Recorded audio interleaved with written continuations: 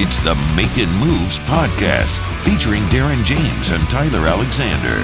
I love these guys. Because they're funny, they're entertaining. Talking everything about mindset, money, and motivation. That's what I'm talking about. Real facts, real truth, and real estate. Come on, let's go. All right, folks, we are back. Another episode of the Makin Moves Podcast with my co-host, counterpart, and co-worker, Tyler Alexander. And we also have a guest here today. I'm so happy to welcome my son, Jace James, to the podcast as well. So y'all guys, welcome. Absolutely. Happy to be back. And been a while since we've been sitting here. Yeah.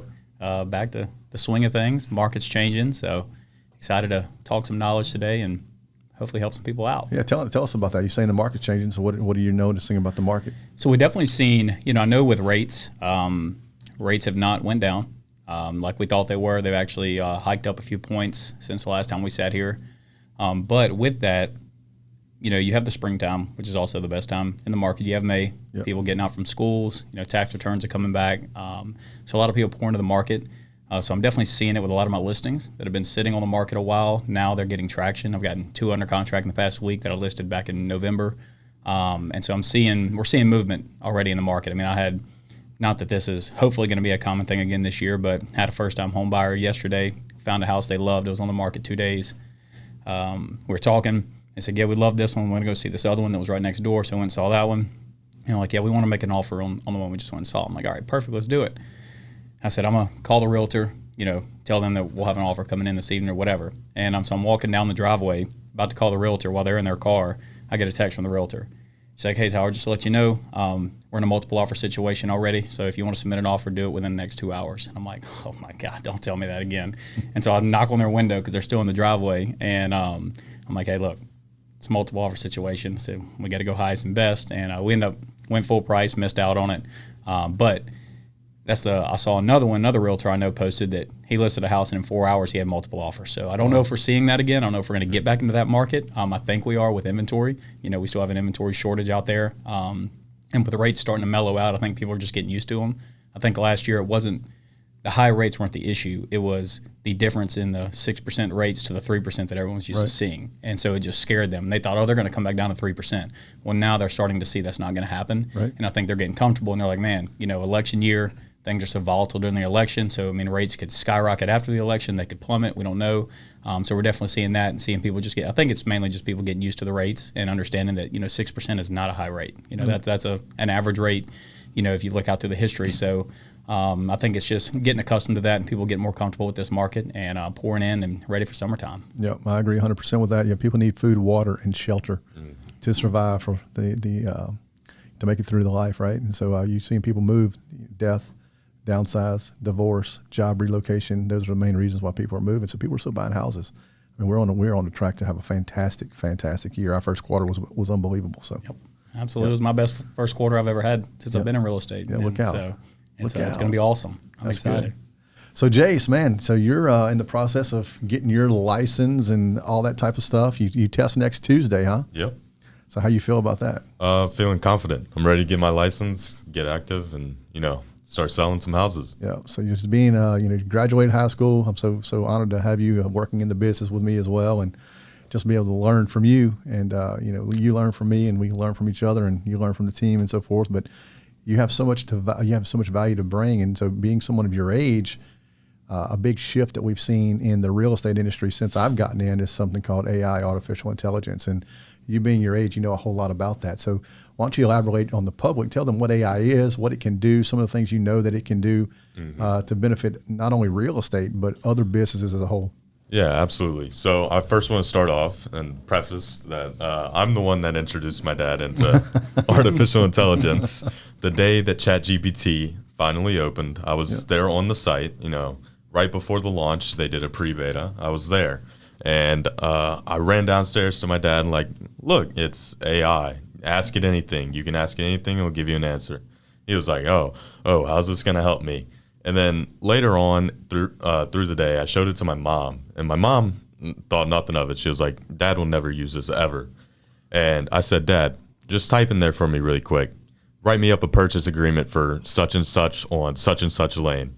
he typed it in, and it drew him up a perfect purchase agreement on that house. Yep. There's so much that, AI can benefit towards, everyone. It can fill jobs that don't need to be, necessarily filled by humans. And, it can do it more efficiently, better, cheaper.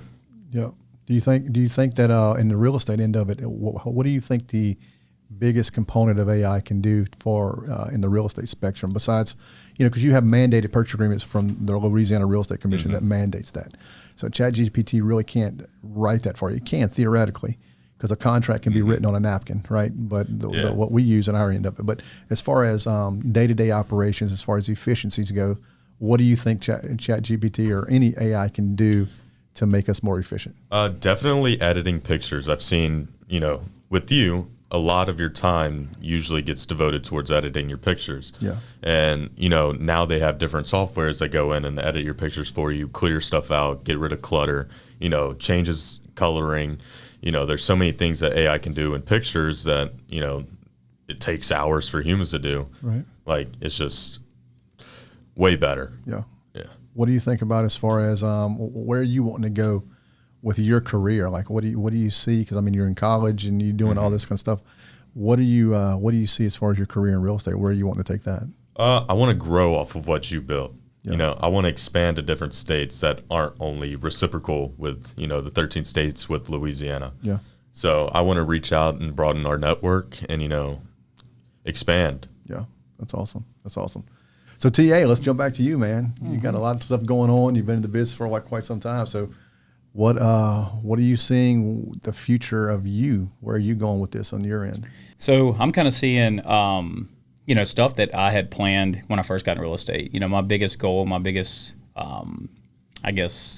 future plan was passive income, and I feel like that should be, I know I talk about it on this podcast a lot, but that should be a lot of people's focus. But the way I looked at it was, if I was 25 years old and generating passive income now, where does that look 10 years from now, 15 years from now, 20 years from now, And so my goal with that was always, should I do the investment property side or should I do revenue share? Should I attract agents, build a team? Which one's fastest? So when you start looking at it and you start looking at your profit and loss and your risks, there's almost no risks in rev share. There's huge risks in buying investment properties for generally little return whenever you're starting out, unless you get into multifamily and stuff. So I started looking at that like, okay, what do I need to generate $1,000 a month of passive income? And I factored that out, and it was like four properties or whatever.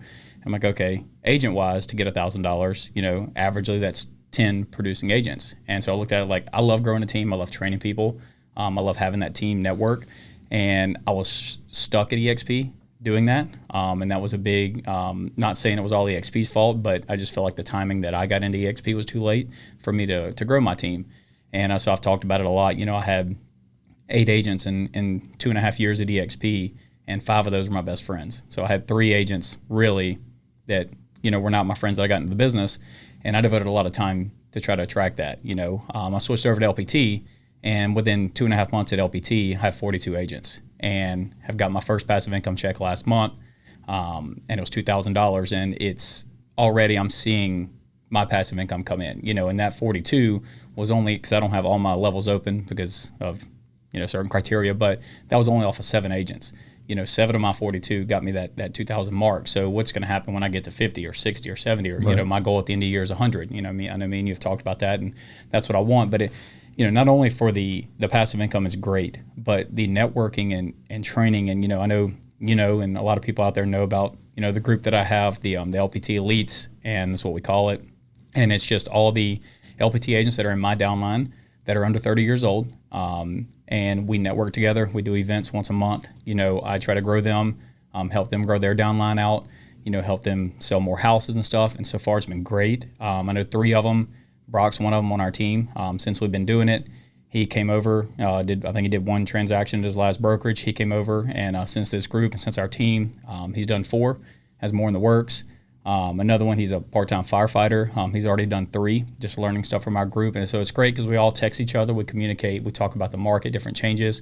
And it's great just to have that because, I know you have, the group that you're in with the CEOs, and it's all the big time guys, and y'all talk and network and help grow each other. Yeah. But there was never something for us. There was never something for that young agent, that inexperienced agent. And that's why I wanted to build that. And I've seen the changes in their careers already. I don't have anyone there's 6 of us right now, 7 of us, including me. Nobody, every single one of us has sold at least 2 houses this year already. And out of those 7, 5 of them are brand new agents. Yeah. And so it's the growth I'm seeing is amazing. And that means so much more to me than the passive income. Yeah. Passive income is great, but that comes with me helping train them.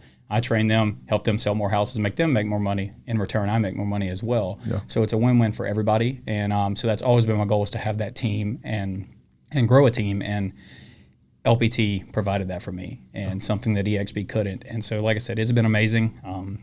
I love it. We're looking to grow more. We're looking to get to 10. I don't want to go past that, because I think it gets kind of oversaturated at that point. But we do events. Like I said, we go to walk-ons and do Top Golf, just do different stuff to network and grow each other. And like I said, it's been amazing ever since we started it. That's good stuff, man. So the podcast, the premise of the podcast is Mindset Monday Motivation, right? So let's talk about mindset a little bit and how it affects everything within your life. So let's start with you, Jason.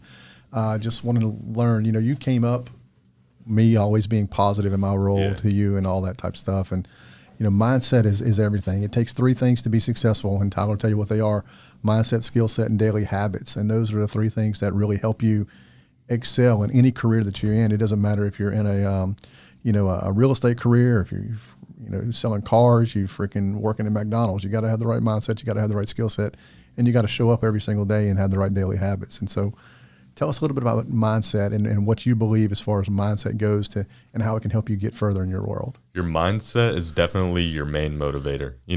If you don't have a good mindset, you're going to sit in bed all day and, loathe and self-pity.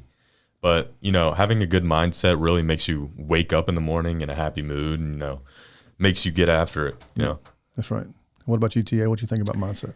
I mean, I've always said, and kind of what I live my life is, mindset is nothing without a plan. And, everyone has this mindset, or you have a mindset like, I'm going to be a millionaire. I'm going to be successful. I'm going to wake up and I'm going to do, I'm going to go to the gym for an hour and I'm going to go make 100 phone calls and all this stuff. But without a plan to do that, it's never going to happen. And so you're always going to fail in that aspect. I know a few podcasts ago, we talked about, success and failure and how failure is great. Failure is great for a lot of people. You got to fail before you succeed. But that all starts with the mindset that you have to have. And so, and that all leads into the key factor in all 3 of those principles is your daily habits. Right. And, I know you preach on that a lot. I live on daily habits, and having the mindset that, look, every day I'm going to get in here and I'm going to make these 100 phone calls and I'm going to do this at this time and time block and do this every day. In real estate, the thing that a lot of people get, and I'm dealing with it right now with one of my agents in Texas who's a new agent, is he's like, man, every day I'm doing everything you tell me to do. I'm going in, I'm making these phone calls, and just nothing's happened. I'm like, man, you're never going to call for a check the same day in real estate, ever. It's very rare, very, very rare that you're going to pick up that phone and call somebody that morning and they're going to buy that same day, right, or they're going to want to go see a house that same day. Generally, people come in and they want to search for 3-6 months or whatever. So that's where the daily habit comes in, where, okay, every other day, every other week, whatever it is, I'm going to follow up with them. And it's a long-term goal. Yep. And he called me about that about a month ago. And because me and him meet once a month on Zoom and go over stuff. And he called me, I don't know, it was Wednesday of last week. He said, dude, I just got 4 deals under contract this week of all the dudes I've been following up on. Yeah. And I'm like, that's awesome, man. That's the name of the game in real estate, is follow-up. The fortune's in the follow-up. Right. But a lot of realtors don't make it to that point. That's right. They'll call 200-300 people in a week, get nothing, and say, you know what, screw this. Yeah. This ain't working. This ain't working. It's not that's just not working. It's you're not working. That's right. And you got to continue to do it. And that's where so many agents fail, especially new agents, is that they give up on that 102nd no. And that 103rd one is that yes. That's right. And that's why, I live on a thing. It's always in my head because my all-time favorite movie is Hacksaw Ridge. And he says in the movie, just like he did, when he was up on the hill, he was rescuing all the soldiers off. And everyone he would rescue, he'd bring down. He said, just one more. God, just let me do one more. And he'd go up. And he said that every time. And he started saying it after his first one. And he ended up rescuing 117 people off that hill. And he just said, God, just let me do one more. Let me do one more. And he got 117 more. And so that's what I always say, like my phone calls and stuff, like, now I have goals. I have weekly goals where, look, I'm going to get a contract every week or whatever. But every day when I'm calling, I'm like, man, okay, just one more. And then somebody won't answer. I'm like, all right, one more. Let me just do one more. Until I have a good conversation. And when you have that in you, you never want to quit, right. And that's even with the money side of it. I was thinking about this the other day, last month and this month are probably my 2 biggest months I've had in real estate. And I don't ever want to check my bank account and look at it because I know I'll get comfortable. And I can't, to me, I think I was telling Justin this the other day. I was like, I hate closings. Like I hate closing because now I know, okay, here comes another one. Like, and I can't even get excited for that check because to me, the money's one thing, but the goals are another thing. Yeah. And so I'm like, if I look at my bank account, I'm like, man, I had $30,000 in my bank account this month. It's easy for me to just take off a month and not do anything. But in my head, I'm like, that means nothing to me because my end goal, my 15 million end goal or whatever it is still there that I have to reach. And I don't care what that money is in my bank account. And that's a mindset that it's a lot of people don't have. That, like I said, they see that money, they close that big house, and they're like, all right, I'm good. Yeah. I get comfortable. And that's where you're going to fail big time in this business is getting comfortable for sure. Yeah, the only thing, the only time that success comes before work is in the dictionary. And so a lot of people, they quit before they ever really get started in this business. That's one of the things I see is a lot of times people, they're about to get to that breakthrough, and then they stop before they ever reach it. And it's a problem. It's not only in our industry, it's in a lot of industries, as far as that goes. So it's kind of interesting the way that works. But mindset is everything. Mindset, skill set, and daily habits. Those are the three things that really make you get to the next level in any world that there is, right? Regardless of what you're doing. And so it's pretty neat to be able to see that and hear it from two different perspectives. I mean, we got me in my 50s, you got Jace 19, and you're in your 20s. So, I mean, it's freaking three basically different demographics and all have the same mindset, right, of how to get to that next level. It's pretty neat the way it works. And you learned a lot of that stuff, Jace, through school. I mean, your schooling, whenever you went to the Dunham School, they taught you a whole lot, right? As far as that goes, like Harkness, for example, right? Well, I mean, for me, my mindset always hasn't been there. Whenever I first got introduced into the Dunham School, I just got switched from public school to private school. I wasn't having a good time, I used to not have to study, and I'd pass, get A's, B's, C's sometimes.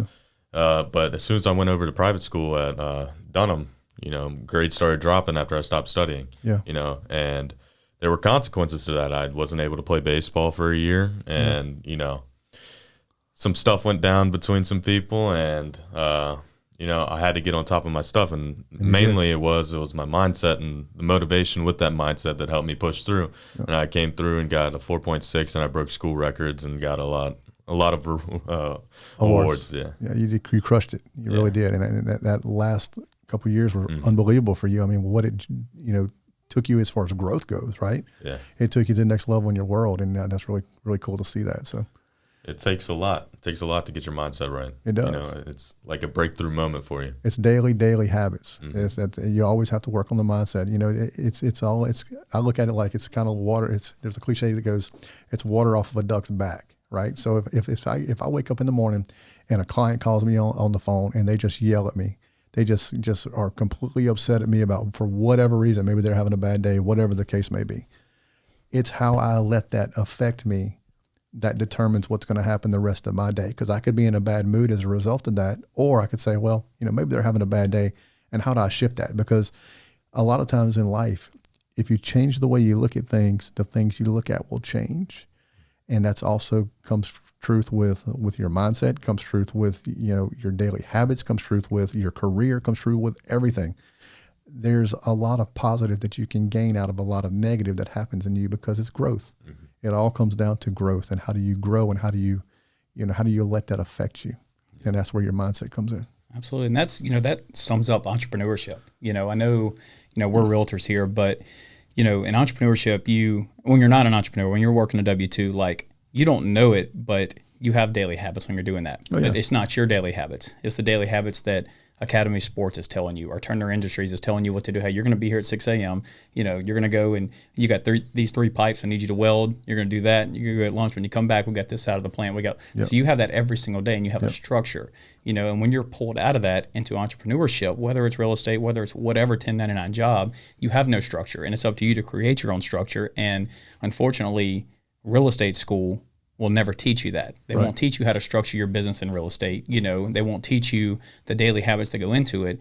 And so if you get under the wrong broker, which we see a lot, and you don't have that proper training, that proper coaching to teach you, hey, look, here's what you need to do every single day. Here's your structure. This is what you need to do. This is what I do. I can't do it for you, but I can show you what to do. And it's up to you if you want to, because you're incorporated. Yeah. I mean, you are when you're a realtor. And that's the biggest downfall and struggle of realtors that, I've only been in 3 years, but I know you've been in it much longer, and I'm sure you can attest to this, that you see is the daily habits. 23. Yeah, my bad. Only 23. is the daily habit part of it, is where everyone fails, because whether they come from a W-2 job and they're used to someone telling them what to do every day, and now they don't have that, and they're like, okay, I can sleep in until 9, I'll wake up, I don't really know what I'm gonna do, but I'm gonna get to the office and figure it out. Like that will never work in any business. Now, if you want to sell 3 houses a year, that'll work. Absolutely. But that comes down to discipline. Absolutely, it does. That's the whole key in the process, right? The discipline, right? Yep. And that's one of the things you can't teach. That has to be innate into you. And how bad do you want it? How bad do you want it? There's the thing I saw on Facebook or somewhere one time where a guy says, how bad do you want this? And an old guy was on the beach and he walked a person out into the ocean. He said, here, and they said, will you please teach me? Will you please teach me? Will you please teach me? He said, how bad do you want it? The guy walks him out to the ocean, pushes him underwater. And right as he's about to lose consciousness, he pulls him up. He says, do you want it bad enough? He says, yes, I want it. He pushes him underwater again. He pulls him back up right before he's about to go unconscious again. And they do it several times, walks back over there. He says, you got to want this enough to where you want it enough as bad as you want to breathe, right?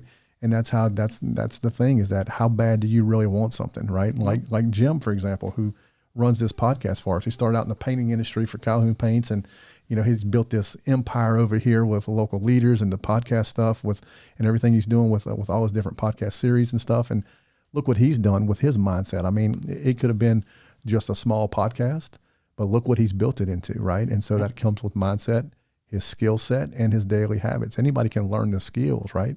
But you have to have that mindset, and you have to have those daily habits, because the difference between success and failure is what? Implementation. You got to implement. Absolutely is. And I say it to a lot of agents that come on under me that are, especially newer agents, that cannot figure out to get a structure in, even though what I tell them what I do. And so I'll put them in this situation. I'll say, look, here's the deal. If I told you every day from Monday through Friday, if you come in this office and you call 100 people, I'll pay you $4,000 for every day you do it. Would you do it? Oh yeah, absolutely. Okay. So why wouldn't you do that without that? Because if you call 100 people, you're going to make $4,000 a day. Yeah. If you call 100, statistically, you're going to close 3 of those. That's 3%. That's generally the close rate. So that's $12,000 right there. So why are you going to do it if I'm going to pay you to do it, but you won't do it to make yourself your own money? Yeah. And that's where a lot of people, if you look on the outside looking in, a lot of people look at that renting versus buying is, I'd rather rent. Well, you're just paying someone else's mortgage. Why don't you just pay your own mortgage, and make the same? So when I put them in that situation, I say, look, you call 100 people, I'll pay you $4,000. They'll be up at that office at 6 a.m. calling. I'm like, well, why don't you do that every day? You got to have that in your head. Like, okay, if I get in this office today and I call 100 of my leads, I'm going to close one of them. I will. I'll probably close 3 of them, but I'll at least close one. Statistically, you will, and doing that, that's $4,000 for every yes that you get on that. And so what happens if you call 106 of them are interested and you just look up and have a day, that's a $30,000, $20,000 day, and when you explain it to them and that side of it, their mindset completely shifts. And it's like, wow, I didn't know it was that easy or that way, which it's not easy, but I didn't know it was something that simple that I can just shift my mindset, because I come in and I call 13 people and nobody answers and I stop. Well, it all comes down to systems, even the way you wake up in the morning, even though a lot of people today, it's habits, right? But it's systems. Is the way everybody wakes up and does their same routine, right? They'll get up, they'll take their shower, they'll brush their teeth, they'll comb their hair, they'll whatever their morning routine is. Well, that effectively is a system. So what is your business routine? You can be an entrepreneur or you can be full of manure, right? No doubt. And so there's a big difference between that, right? And so you want to make sure that you are leading the entrepreneur spirit, but you also got to make sure that those daily habits are always consistent, because you have to be consistent and persistent in your messaging. Yep, absolutely. And it don't matter how busy you get. I mean, you have to stick, no matter how many deals you have under contract at one time, you have to stick to everything you do on a daily basis and not get comfortable with anything. And that's something we see all the time and you talk about it in team meetings and I talk about it, when we see these agents have 3 closings in a month, like, oh my God, I had 3 closings this month. They close all 3 of them because they don't do any work while they're under contract because they're comfortable. They close and now you're back to square one. That's the transaction treadmill. It goes up and then it goes down. It goes up and then it comes down, right? Yep. So from day one, if you know what those daily activities are, you should be able to theoretically plan out how many closures you're going to have for the rest of the year if your daily habits stay consistent throughout the entire year. Absolutely. And I do on the first of every month. That's one of my things that I do when I get to the office. I already start planning for the next month. So May 1st rolled around and I'm planning for June. Okay, I'm calling for June. How many closings I can get in June now? Because I'm 30 days out, so I'm planning to close June 1st. And so the whole month of May, I'm like, okay, and I have 6 under contract right now, but I don't even look at those 6. I'm like, okay, what am I closing in June? Okay, then I get midway through May, and I'm like, okay, what am I closing in July now? Now I'll shift to my July market. And so that's how I'm always having deals ahead of me and averaging, 4 to 5 deals under contract at one point, because I don't ever plan for this month. I'm always planning for next month, always. Well, that's kind of cool about Jace as well, right? So Jace has been in a situation where he's had to pre-plan before. Even whenever he was in school, you had to pre-plan out all your classes, all your homework, all your everything that you did, the Harkness stuff that you did, and Harkness. And I'm really impressed about that. And the Dunham School, what they put together is tell the listeners what the Harkness thing is. So usually we would have a general topic, and we would all get in a circle like we are here in a podcast, and we would talk about a general topic. And we would just go back and forth discussing about it, say like AI. We would all put up the pros and the cons and who likes it, who doesn't. And we would just go back and forth for that entire class period. So that helps you in the real world scenario, like if you were in a big meeting in a boardroom with the CEOs and so forth, to be prepared that way. It also helps you be able to have open discussions and throw out all the positive and all the negatives and really weigh things on a general discussion regarding whatever the topic is, whether it's current events going on or whether it's real estate, right? Yeah, And we did lots of broad topics. We did books, like books that we would read in English class, and we would even go as far as the stock market. We would talk about what's happening today in the stock market. What is happening? Because you're doing some day trading, right? So let's talk about stock market. So what's happening with what's going on and with the day trading and all that kind of stuff? Tell us a little bit about that. Right now, what I'm personally looking at is a giant rise in AI stocks. Yeah. Like what?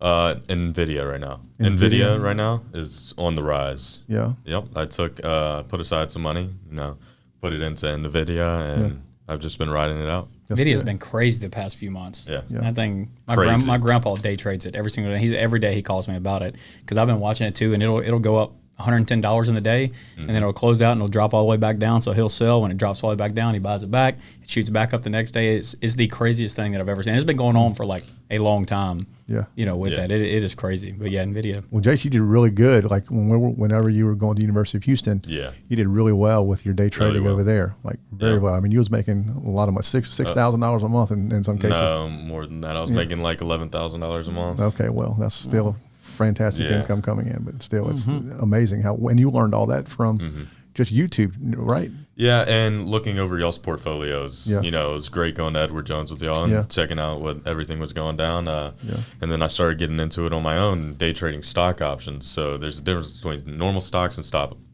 options. Yeah, what's the difference?